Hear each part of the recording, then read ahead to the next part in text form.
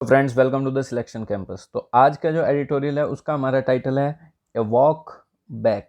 तो जो लोग अमेरिका जाना चाहते हैं जॉब वगैरह करने के लिए, टेक कंपनीज में काम करना चाहते हैं, सिलिकॉन वैली में जो बिग बिग कंपनीज हैं, गूगल, फेसबुक, इन सभी जगह पे, तो उनके लिए अच्छी न्यूज़ है। जो डोनाल्ड ट्रंप ने वीज़ा में बैन कर दिया था, वो जो बैन 31 मार्च तक, मार्च तक मतलब इसकी एंडिंग थी, तो वो जो बाइडन नए प्रेसिडेंट आए हैं उन्होंने वो बैन हटा दिया, क्योंकि अगर इंडिया से और देशों से स्किल्ड फोर्स उन्हें मिलती है और जिससे उनकी इकोनॉमी ग्रोथ होती है, तो वो इस बैन को हटाना चाहेंगे।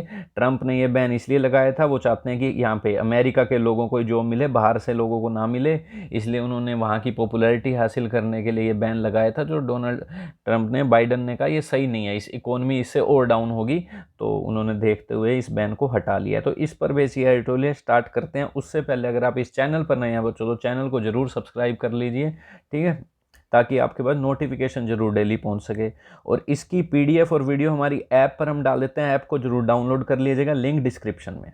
वहाँ आपको फ्री एडिटोरियल सेक्शन में अप्रैल पीडीएफ एडिटोरियल में मिल जाएगी, वहाँ से आप रीड कर सकते हैं। चलिए, और भी आपको ग्रामर से रिलेटेड कोर्स मिल सकते हैं। तो हम बात करते हैं आगे किस पर बेस है ये। A walk back, walk back का मतलब क्या होता है? रिट्रैक्ट। रिट्रैक्ट कई सिनोनिम बना सकते हैं इसके। पीछे हटना, विदड्रॉ, ठीक है, पीछे हटना। तो जो था डिसीजन पीछे हट गए हैं, खींच लिया वापस। किनका? जो डोनाल्ड ट्रंप ने किया था, जैसे कि मैं एक्सप्लेन कर चुका हूं। तो ये किस पर बेस है editorial? On the expiry of H1B visa ban. तो ये जो वीज़ा का बैन किया था, इसकी एक्सपायरी आ चुकी है। एक्सपायरी मतलब अब ये बैन हट जाएगा, ठीक है। तो H1B वीज़ा क्या होता है? जिसमें जो टेक कंपनीज होती हैं, वो अलग अलग देश से जो स्किल्ड वर्कर्स होते हैं, जो इंजीनियर्स होते हैं, उन्हें हायर करती हैं, अपनी कंपनीज का में काम देती हैं, ठीक है। तो इस पर ये वीज़ा होता है। Next, Biden shows. बाइडन ने क्या दिखाया? ये इंटेंट। इंटेंट का मतलब इरादा, इंटेंशनल बोलते हैं ना, इंटेंशनल नहीं किया मैंने, इंटेंशनली नहीं किया, इरादे से नहीं किया। तो इरादा मतलब क्या होता है? इरादा, wish, desire. Intent on reworking. Reworking का मतलब किसी भी चीज़ में आप थोड़े बहुत चेंज कर रहे हो, make changes to the original version. तो ये यहाँ पे जेरेंट का काम करेगा, ठीक है। Intent on reworking immigration rules, ठीक है। तो किस चीज़ पे? इमिग्रेशन रूल्स पे चेंज कर दिया। जो इरादा है इनका, विश है, क्या चेंज कर देना? इमिग्रेशन रूल्स पर, by not extending H1B visa ban. जो H1 वीज़ा का जो बैन है उसको और नहीं बढ़ाया है। तो इन्होंने साफ साफ अपना इरादा दिखा दिया है कि वो इमिग्रेशन रूल्स को चेंज कर रहे हैं, रिवर्किंग कर रहे हैं उस पर, ठीक है। प्रेसिडेंट जो Biden allowed a ban on issuance of H1 visa for skilled workers. तो जो अलाउ कर दिया है बैन ऑन इशू, जो क्या अलाउ कर दिया, इसे ढंग से रीड करना, नहीं उल्टा सीधा रीड कर जाओ। क्या अलाउ किया है? A ban on issuance of, जो इशू किया जाता है एक बैन, किस पर? H1B वीजा पे जो इशू करती हैं, जो भी उनकी इमिग्रेशन का डिपार्टमेंट है, जो इशू करते हैं, उस पर जो बैन है, बैन अलाउ कर दिया है। नहीं, फॉर स्किल्ड वर्कर, जो भी स्किल्ड वर्कर होते हैं, जिनको टेक्नोलॉजी की नॉलेज है, a ban for skilled worker to lapse at the end of March 2020, ये अलाउ कर दिया। क्या अलाउ करा है उन्होंने? लैप्स, ठीक है। मतलब लैप्स का मतलब क्या होता है? लैप्स का मतलब फिनिश, कोई कॉन्ट्रैक्ट, कोई एग्रीमेंट फिनिश हो जाना, स्टॉप हो जाना, ठीक है। तो उन्होंने अलाउ कर दिया कि ये जो भी बैन था, मार्च 2021 था, तो उन्होंने अलाउ कर दिया कि इसे फिनिश करो, अब ये बैन नहीं है। तो ये जो मूव है उनका, ये किस तरफ सिग्नल कर रहा है, किस तरफ इशारा कर रहा है? हिज इंटेंट, उनका डिजायर किस तरफ है? हिज इंटेंट साफ साफ किस तरफ सिग्नल कर रहा है? Articulated as a campaign promise last year. तो उनका इरादा साफ साफ क्लियरली एक्सप्रेस कर रहा है। आर्टिकुलेटेड, आर्टिकुलेटेड का मतलब, आर्टिकुलेट वर्ब भी होती है, एडजेक्टिव भी होता है। वर्ब होता है तो इसका मतलब होता है अपने वर्ड्स में। I can't articulate my feelings, मतलब इसका मतलब वर्ड्स में नहीं एक्सप्रेस कर पाना। और एक आर्टिकुलेट का मतलब क्लियरली, वर्ड्स में करोगे तो क्लियरली एक्सप्रेस होएगा, ठीक है। Clearly express, easily understood. तो ये साफ साफ एक्सप्रेस हो रहा है। जो उनके कैंपेन किए थे लास्ट ईयर में कि हम ये बैन हटा देंगे, तो ये साफ साफ दिख रहा है उनके इस कैंपेन का जो प्रोमिस था जीतने के लिए जो किया था। To pull the US back from, तो उन्होंने पुल द यूएस बैक का मतलब, पुल समथिंग बैक का मतलब रिट्रैक्ट, कैंसल, पीछे हट जाना। तो फिर से उन्होंने ये जो हार्श इमिग्रेशन, हार्श का मतलब स्ट्रिक्ट, जो इमिग्रेशन के रूल्स थे, इम्पोज, इम्पोज के बाद थोपे गए थे, किसके द्वारा? बाय प्रीडिसेसर, प्रीडिसेसर जो उनसे पहले गद्दी पे थे, सक्सेसर जो आने वाला होता है, डोनाल्ड ट्रंप। इम्पोज का मतलब थोपना, थोपना मतलब यूं कह सकते हो फोर्स, इन्फ्लिक्ट भी बोल सकते हो, इन्फ्लिक्ट किसी को ऐसी मजबूर अनप्लीजेंट चीज़ सहने पे मजबूर कर देना है, इन्फ्लिक्ट, ठीक है। इम्पोज जो भी थोपे गए थे, तो ये साफ साफ दिख रहे हैं वो हटा रहे हैं। Mister Biden action will have a significant, उनका जो एक्शन है सिग्निफिकेंट और फेवरेबल इम्पैक्ट, सिग्निफिकेंट का मतलब बाय लार्ज अमाउंट, नोटिसेबल, जिसे नोटिस किया जा सके, लार्ज अमाउंट में हो, इंपॉर्टेंट भी बोल सकते हो, ठीक है, महत्वपूर्ण हो गया बहुत ज़्यादा, और फेवरेबल, फेवर करे जो किसी को, इम्पैक्ट का मतलब significant and favourable impact, impact का मतलब इफेक्ट, ठीक है, फॉर इंडियन नेशनल्स। तो ये जो एक्शन है ये साफ साफ इंपॉर्टेंट, नोटिसेबल, मतलब लार्ज अमाउंट में किसको इम्पैक्ट करेगा, इंडियंस को। क्यों?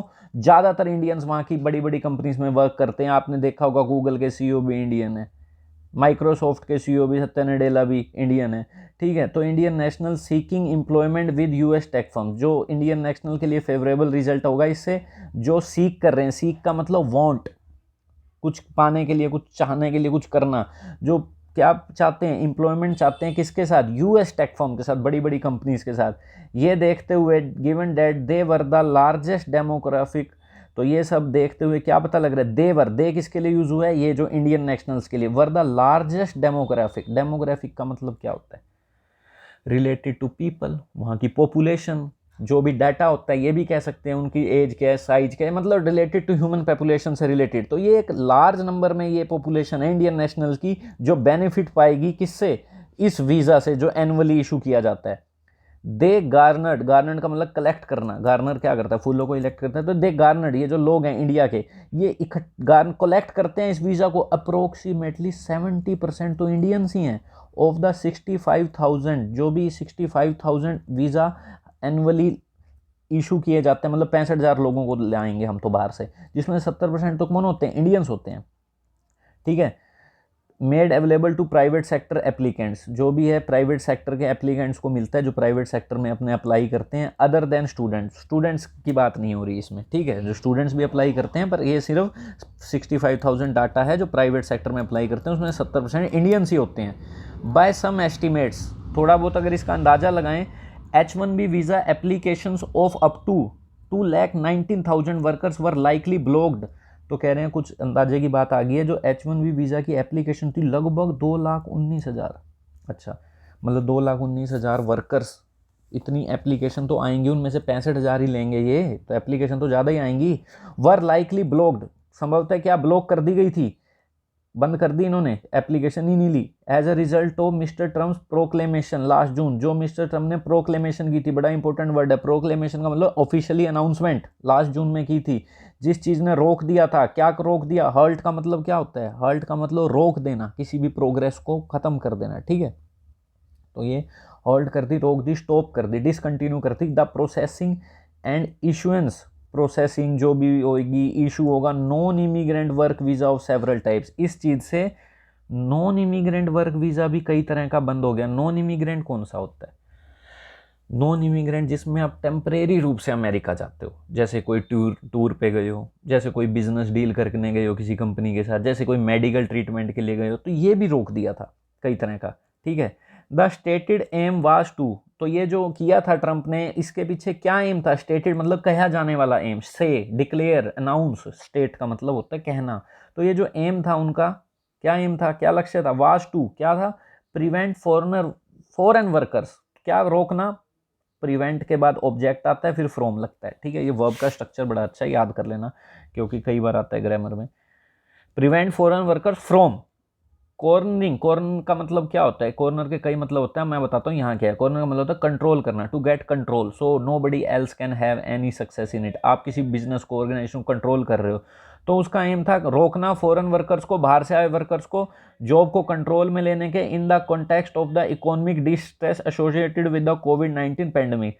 तो किस कॉन्टेक्स्ट में उन्होंने ये सब कहा था कि इकोनॉमिक में डिस्ट्रेस हो रहा है, जो भी कोविड-19 के कारण अमेरिका वालों को जॉब नहीं मिल रही है, डिस्ट्रेस का मतलब सफरिंग, तो ये जो भी सफरिंग है किससे के कारण हुई थी, एसोसिएटेड विद का मतलब रिलेटेड टू, किससे, कोविड-19 पैंडेमिक चल रहा है, उन्होंने कहा था इससे अमेरिका वालों को जॉब नहीं मिल रही, तो फॉरेन के लोगों को बाहर रखो, नहीं लाने देना, इस कोविड-19 में और हालत खराब है।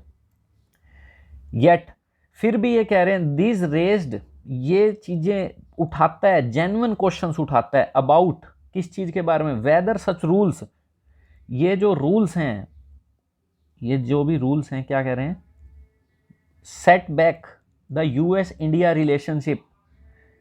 सेटबैक का मतलब क्या, ये रूल्स वुड सेटबैक, सेटबैक का मतलब क्या होता है, सेटबैक का सिंपल मीनिंग है डिफिकल्टी इन प्रोग्रेस, ठीक है, धक्का सा लगना।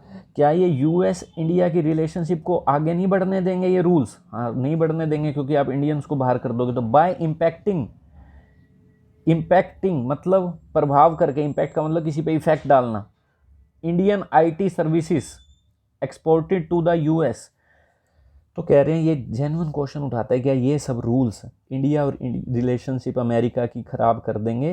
किसको इम्पैक्ट करके? इंडिया की जो आईटी सर्विसेज हैं जो यूएस में एक्सपोर्ट की जाती हैं, दी जाती हैं। एक्सपोर्ट का मतलब एक देश से दूसरे देश में जाना, इंपोर्ट का मतलब मंगवाना। एक्सपोर्ट किस में जा रही है? यूएस में। अब आईटी सर्विसेज नहीं पता होगा बच्चों को क्या होता है आईटी सर्विसेज, टीसीएस है, इन्फोसिस है, इनका काम ही नहीं पता कईयों को। तो ठीक है, ये क्या होती है, इन क्या करती हैं ये? जैसे आपने कोई कंपनी लगाई, जैसे कोई पापड़ का बिजनेस खोल लिया आपने, बहुत चल गया आपका, बहुत ज़्यादा चल गया, ठीक है, उसका आपका मेन बिजनेस क्या है? पापड़ बनाना, और तो फालतू काम में ध्यान नहीं देना। अब आपको ज़्यादा बिक रहा है, अलग अलग जगह पे, अलग अलग शहरों में बिक रहा है, तो आपको कितना इसमें नोट करना पड़ेगा, कॉपी लेके नोट करोगे, यहाँ इतना गया, यहाँ इतना गया। तो इसके लिए कंप्यूटर रखे जाते हैं और आपका सारा डाटा स्टोर हो जाता है, कहाँ कितना माल जाना है, कहाँ कितना नहीं जाना, किस पे जा चुका है, किसकी पेमेंट नहीं आ चुकी। ये सारा आप किसको हैंडल करवा दोगे? इन आईटी कंपनीज को करवा दोगे। कहोगे हमारे इंजीनियर कंप्यूटर लेके बैठे रहेंगे और आपकी कंपनी को सही तरीके से हैंडल करेंगे, आप अपना कोर बिजनेस कर दीजिए। कोर बिजनेस मतलब मेन बिजनेस पापड़ तलिए अपने, ठीक है, पापड़ का तो मैंने एग्जांपल ले लिया, और भी मतलब बड़े बड़े बिजनेस करिए। कोई ऑर्गेनाइजेशन है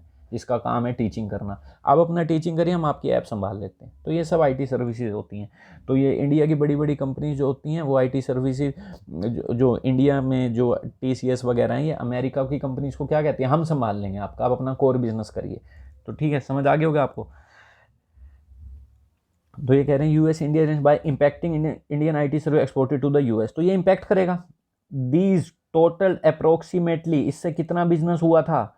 $29.7 बिलियन इन, कब हुआ था? इन 2019 में। इतना बिजनेस होता है, फिर भी देख लो 3.0% मोर देन, जो 2018 से 3.0% मोर था। कितना था? $864 मिलियन था। और अब कितना था 2019 में? इतना $29.7 बिलियन। और ये जो बिजनेस है ना 143% ग्रेटर देन 2000 लेवल्स, मतलब 2009 के मुकाबला करें तो ये इतना ज़्यादा था, इतना परसेंट ज़्यादा था, ठीक है, लगभग 1.5 गुना। चलिए, नॉट ओनली, तो इस बात का लोग तो, कंपनीज तो विरोध करेंगे, इतना बिजनेस हो रहा है तो। Not only did the CEOs of the Silicon Valley tech titans, जो सीईओ कौन है सिलिकॉन वैली के? सिलिकॉन वैली एक जगह का नाम है जिसको, जहाँ पर मतलब कैलिफोर्निया में एक बना रखी है, जिसमें सारी कंपनीज वहीं हैं, जैसे फेसबुक वहीं है, एप्पल वहीं है, ठीक है, गूगल भी वहीं है। तो टेक टाइटन्स उन कंपनीज को बोला जाता है, या उन लोगों को बोला जाता है जो इसमें डील करती हैं टेक्नोलॉजी में, ठीक है, डिजिटल चीज़ों में। तो कह रहे हैं इनके सीईओ जो हैं सिलिकॉन वैली के टेक टाइटन्स जो हैं, उन्होंने प्रोटेस्ट द क्लैम्प डाउन। तो किस चीज़ के लिए प्रोटेस्ट किया? Clamp down on, clamp down मतलब कार्रवाई करना। किस चीज़ पे कार्रवाई? Strong action to stop something, कोई रिस्ट्रिक्ट कर देना, ये होता है क्लैम्प डाउन, रोक देना। तो जो भी क्लैम्प डाउन की गया उन्हें की सोर्स मतलब important source of skilled labour driving there core operations. दो उन जो स्किल्ड लेबर आ रही है इंडिया से और देशों से, जो उनका कोर ऑपरेशन को आगे ले जा रही है, और उनको ही आप रोक दोगे, तो इनके जो मेन लोग हैं, जो कंपनी के सीईओ हैं, तो प्रोटेस्ट करेंगे ही, ठीक है। पर ट्रम्प को इन थोड़े बहुत सीईओ से क्या लेना देना, वो तो बाकी जनता के वोट चाहते थे, ठीक है। But some universities also field, लेकिन थोड़ी बहुत यूनिवर्सिटी ने भी लॉ सूट, मतलब क्या कहते हैं इसमें, मतलब कानून के सहारा लिया, क्या किया? चैलेंज कर दिया a subsequent student visa ban last year. Subsequent का मतलब फॉलोइंग, पहले इन पे बैन लगा दिया वर्कर्स पे, फिर स्टूडेंट्स पे भी लगा दिया, ठीक है। सब्सिक्वेंट का मतलब आने वाला, ठीक है, फॉलोइंग। तो जो चैलेंज कर दिया, जो स्टूडेंट पे बैन लगा था, यूनिवर्सिटीज़ ने भी कर दिया, भाई आप स्टूडेंट्स ही नहीं आने दे रहे, अब बिजनेस कैसे होगा हमारा।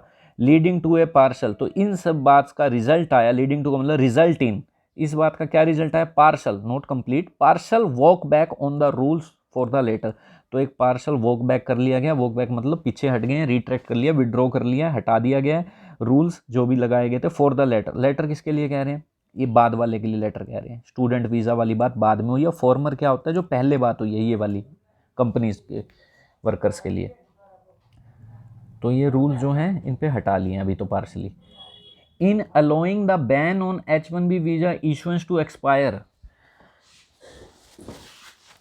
अलो वर्ड ये लिख तो देते हैं पर आप सोचोगे उसने बैन करने को अलाउ कर दिया है, नहीं, उनने अलोए कर दिया है। अलोइंग मतलब क्या अलाउ कर दिया, एक्सपायर कर दो इस बैन को, ऐसे समझना है आपको, ठीक है।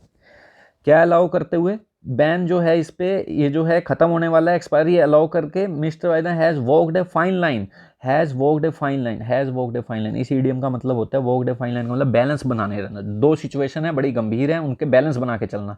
तो उन्होंने एक बैलेंस बना के चला है बिटवीन किस चीज में, रीस्टोर। रीस्टोर का मतलब क्या होता है, गेट इनटू ओरिजिनल पोजीशन, वापस अपनी उसी पोजीशन पर आ जाना। तो ये क्या होता है, ठीक है, रीस्टोर होता है। तो उन्होंने एक बैलेंस बनाया किसके बीच में कि ये वापस क्या हो जाए, इनफ्लो होता रहे। इनफ्लो मतलब अंदर आना, स्किल्ड वर्कर्स यूएस में आते रहे जो कि सोर्स हैं, productivity increases for its labour force, जो लेबर फोर्स की प्रोडक्टिविटी को इंक्रीज करते हैं। लेबर फोर्स कौन सी होती है, जैसे लेबर मतलब मजदूर वगैरह। अब स्किल्ड होगा कोई आदमी, मैनेजर अगर स्किल होगा तो अच्छे से काम करवा पाएगा लेबर से। तो कह रहे हैं जो सोर्स हैं प्रोडक्टिविटी से इंक्रीज होती हैं, तो उसका भी इनफ्लो होता रहे। और किसके बीच में बैलेंस बनाया, और ना ही वो and not being seen as aggressive in unwinding Trump era immigration policies, और वो अग्रेसिव भी ना दिखें। अग्रेसिव का मतलब देख वेख के वो बैन कर रहे हैं, ये नहीं सबको आने दो, सबको आने दो। तो वो इस तरह नहीं कि ट्रम्प की सारी पॉलिसी को मैं तो बदल दूंगा। अग्रेसिव भी नहीं शो हो रहे, गुस्से में भी नहीं है, अग्रेसिव भी नहीं है, एकदम से अटैकिंग मोड पे भी नहीं है कि वो अनवाइंड कर रहे हैं। अनवाइंड का मतलब क्या होता है, चेंज करना, ठीक है, रिमूव कर देना किसी की पहले जो पॉलिसी है चली थी, ठीक है। ना तो वो ट्रम्प इरा में इमिग्रेशन जो पॉलिसी थी वो रिमूव करने के बोल अग्रेसिव मूड में भी नहीं दिखना चाहिए उनको, और वो चाहते हैं कि वर्कर्स भी, स्किल्ड वर्कर्स आते रहे यूएस में ताकि इकोनॉमी बढ़ती रहे हमारे देश की। तो एक बैलेंस बना के चलना है इनको। On the one hand Mr Biden clearly recognize that there are limits. एक वन हैंड अगर एक बात की बात करें तो वो साफ साफ रिकॉग्नाइज करते हैं, पहचानते हैं कि लिमिट है। ट्रम्पियन डोगमा ऑफ इकोनॉमिक प्रोटेक्शनिज्म। क्या होता है प्रोटेक्शनिज्म का मतलब, प्रोटेक्शनिज्म का मतलब सिंपल है, प्रोटेक्ट करना चाह रहे हैं ट्रम्प। क्या प्रोटेक्ट करना चाह रहे हैं, इकोनॉमी को प्रोटेक्ट करना चाह रहे हैं, और किसको। और डोगमा का मतलब क्या होता है, डोगमा का मतलब सिंपल होता है, belief, set of beliefs, idea जो आपने बना रखे हैं, ठीक है। तो ये जो ट्रम्पियन ईरा के जो बिलीव्स थे कि हम इकोनॉमी को ऐसे प्रोटेक्ट करेंगे, कैसे प्रोटेक्ट करेंगे, बाहर वालों को आने नहीं देंगे ताकि अमेरिका को जॉब मिले। जैसे महाराष्ट्र में होता है कि बाहर के यूपी बिहार से लोगों को हम आने नहीं देंगे ताकि वहाँ के लोगों को जॉब मिले। तो कह रहे हैं इसकी एक लिमिट है, साफ साफ वो जो पहचानते हैं।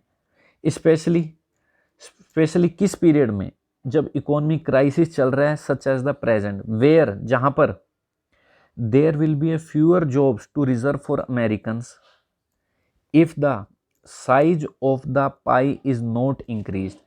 तो ये कह रहे हैं वो साफ साफ मतलब क्या कहते हैं, कह रहे हैं लिमिट है उनकी ट्रम्पियन की इकोनॉमी को बचाने का, जो उनका पर्पज़ है ये, ठीक है, जो भी उनका बिलीफ है, उनकी एक लिमिट है। उस पीरियड में जब इतना बड़ा क्राइसिस चल रहा है, जब बहुत कम जॉब है अमेरिकन्स के लिए, अगर कब कम जॉब है, अगर साइज ऑफ पाई, पाई क्या होता है, जैसे पाई चार्ट, गोल गोल, ये एक फ्रूट की तरह कोई होती है खाने की चीज़, ठीक है, फास्ट फूड टाइप है, फ्रूट हो गया, इसमें बहुत सी चीज़ें डाल देते हैं, पिज़्ज़ा टाइप। अगर उसका साइज ही ना बढ़ाया तो अमेरिकन्स के लिए जॉब बहुत कम बचेंगी इस इकोनॉमी क्राइसिस में।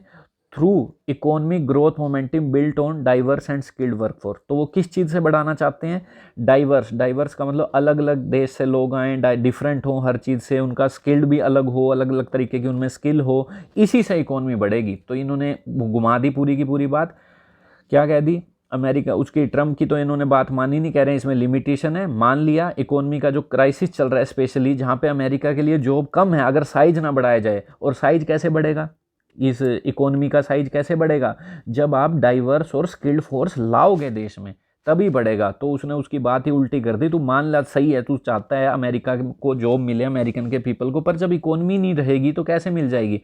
तो ये तभी बढ़ पाएगी देश की इकोनॉमी जब हम डाइवर्स और स्किल्ड फोर्स अपने देश में लाएंगे। फिर भी नेवरदलेस, अब ये कॉन्ट्राडिक्शन होगी, the Biden white house has clearly not forgotten, जो बाइडन के जो सरकार है उनको भूलना नहीं चाहिए, the nearly 74 million vote for mister Trump in the 2020 presidential election. Mister Trump को 74 मिलियन, 7.4 करोड़ के लगभग वोट मिले हैं जो उसका साथ दे रहे थे इस पॉलिसी पर, ठीक है।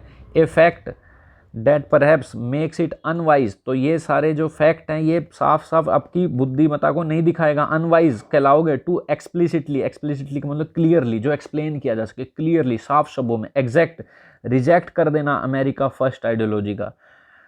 तो कह रहे हैं पहले तो आपने ये बात बोल दी, फिर कॉन्ट्राडिक्शन के लिए नेवरदलेस लगा लिया। कहे फिर इसके बावजूद भी क्या कह रहे हैं, हालांकि जो बाइडन है, हालांकि होता है नेवरदलेस का मतलब आल्दो, बाइडन को क्लियरली क्या नहीं भूलना चाहिए, ठीक है, एडवर्ब का काम करता है एक तरह से, ये बिल्कुल नहीं भूलना चाहिए कि मिस्टर ट्रम्प को 74 मिलियन वोट्स मिले हैं। किस आइडियोलॉजी पे मिली है कि इसने कहा था अमेरिका को पहले वोट दो, अमेरिका को पहले समझो, ठीक है, इस पर वोट मिले हैं। तो भूलना नहीं चाहिए हम ट्रम्प की बात की भी इतने लोग इसके साथ थे।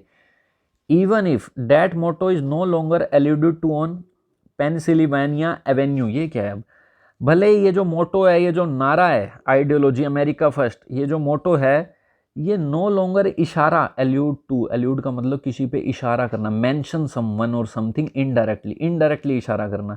तो ये सारी चीज़, ये जो पेनिसिल्वेनिया एवेन्यू है, इस चीज़ के प्रति ये जो मोटो है ये ज़्यादा इशारा तो नहीं करता, बिल्कुल इशारा नहीं करता। अब ये क्या है, ये क्या चीज़ है, ये एक स्ट्रीट का नाम है जहाँ व्हाइट हाउस है, और ये वो जगह भी है जहाँ पर जो बाइडन साफ साफ जीते थे।